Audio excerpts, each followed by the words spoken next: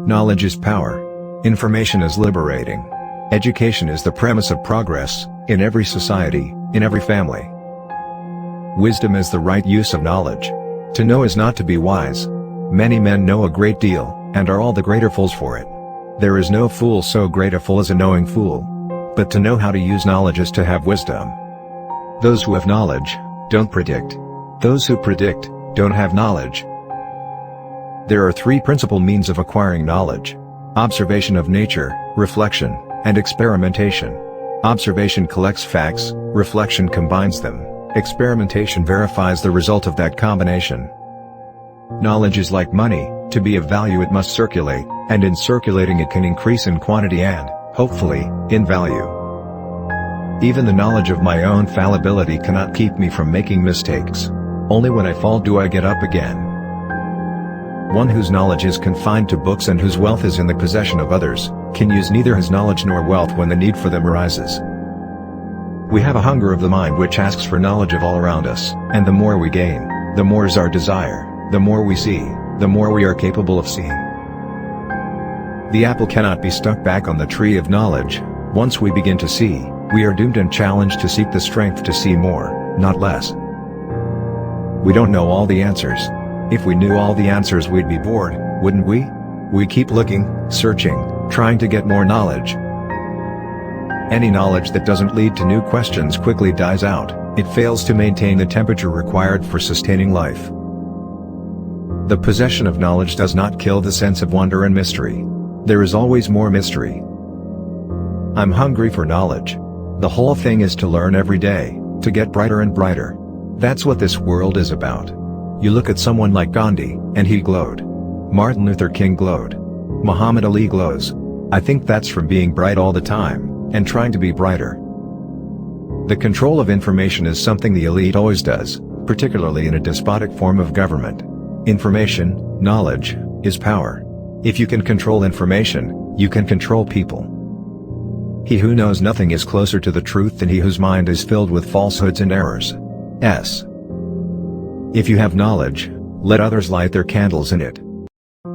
Knowledge has to be improved, challenged, and increased constantly, or it vanishes. The knower and the known are one. Simple people imagine that they should see God as if he stood there and they hear. This is not so. God and I, we are one in knowledge. If education is always to be conceived along the same antiquated lines of a mere transmission of knowledge, there is little to be hoped from it in the bettering of man's future. For what is the use of transmitting knowledge if the individual's total development lags behind? If you first fortify yourself with the true knowledge of the universal self, and then live in the midst of wealth and worldliness, surely they will in no way affect you. Ramakrishna. All our knowledge begins with the senses, proceeds then to the understanding, and ends with reason. There is nothing higher than reason. As the biggest library if it is in disorder is not as useful as a small but well-arranged one, so you may accumulate a vast amount of knowledge but it will be of far less value than a much smaller amount if you have not thought it over for yourself. This life that has been given to us as a gift, as such a precious gift. To really try to understand it, really try to recognize it, is the greatest meditation. Through the media of this knowledge we can tap into our inner sources that are so beautiful. Where is the life we have lost in living? Where is the wisdom we have lost in knowledge? Where is the knowledge we have lost in information? Looking up and out, how can we not respect this ever-vigilant cognizance that distinguishes us, the capability to envision, to dream, and to invent? The ability to ponder ourselves? And be aware of our existence on the outer arm of a spiral galaxy in an immeasurable ocean of stars? Cognizance is our crest. I would rather excel in the knowledge of what is excellent, than in the extent of my power and possessions. Property may be destroyed and money may lose its purchasing power, but character, health, knowledge and good judgment will always be in demand under all conditions. Knowledge is of two kinds. We know a subject ourselves, or we know where we can find information upon it. Knowledge of the self is the mother of all knowledge.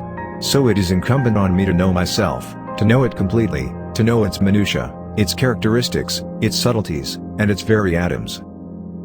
Depend upon it there comes a time when for every addition of knowledge you forget something that you knew before. It is of the highest importance, therefore, not to have useless facts elbowing out the useful ones.